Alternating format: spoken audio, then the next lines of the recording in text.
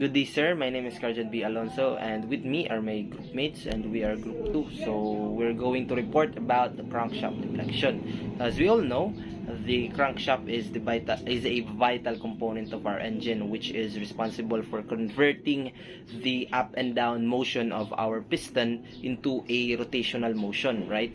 So, which makes our ships propel.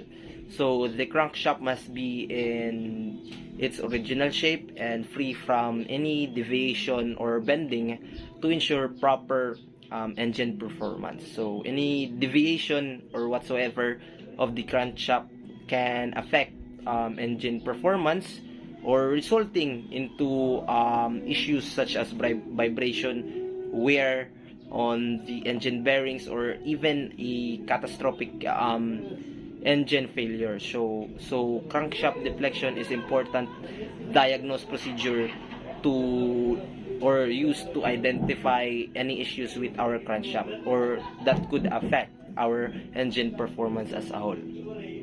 Let us know what is crankshaft deflection after all. So of course, crankshaft deflection refers to the movement of the amount of deviation or bending of our crankshaft from its original shape. So the procedure involves the use of specialized measuring tools such as dial indicators or micrometer. So it is used to measure the amount of deflection or bending of our crankshaft. So the measurements are then compared to the manufacturer's specification or in our manual to determine whether the crankshaft is within acceptable tolerance level. So, yan. Hello everyone, I am Janelle Vincent D. Kuka from BS Marine Engineering 3 Delta. So, when do we do the crankshaft deflection? Crankshaft deflection is typically performed during engine overhaul, rebuilds, or major repairs. This is because these procedures involve disassembling the engine, which provides easy access to the crankshaft for measurement. Additionally, since these procedures often involve replacing or repairing engine components, it is essential to ensure that the crankshaft is within acceptable tolerance limits for proper operation. However, crankshaft deflection can also be performed as part of regular maintenance to identify potential issues before they become more serious. So, in what emergency situations should we apply crankshaft deflection? Crankshaft deflection may be applied in emergency situations where there is a suspected problem with the crankshaft or engine performance. This could include situations where the engine is running rough, making unusual noises or vibrations, or exhibiting signs of wear and tear. In these situations, crankshaft deflection can help diagnose the root cause of the problem and determine whether the crankshaft needs to be repaired or replaced. So good morning everyone. My name is Lias Litcher from BS Marine 3rd year Delta. So where is it done, the crankshaft deflection? So crankshaft deflection is typically performed in a dedicated workshop or service center equipped with the necessary tools and also equipment to carry out the procedure safely and accurately.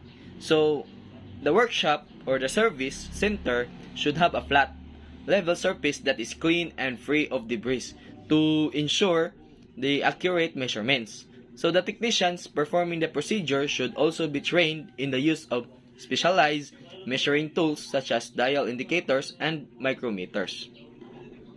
How is it done? So the process of crankshaft deflection involves the use of specialized measuring tools to measure the amount of the deflection or bending of the crankshaft.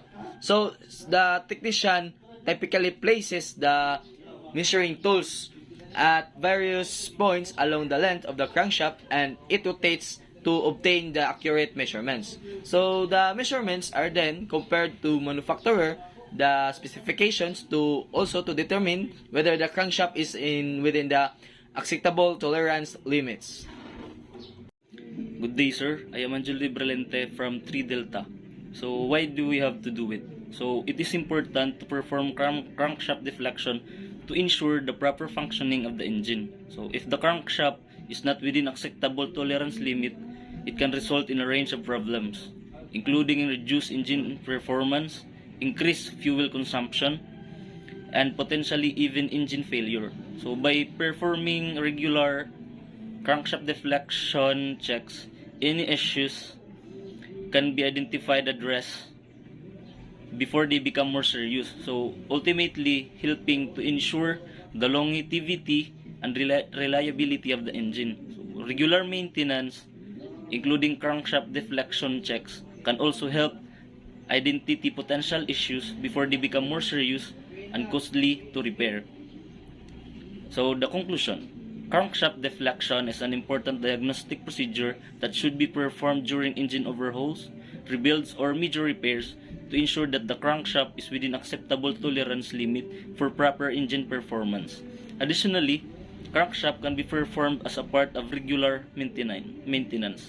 That's all, sir.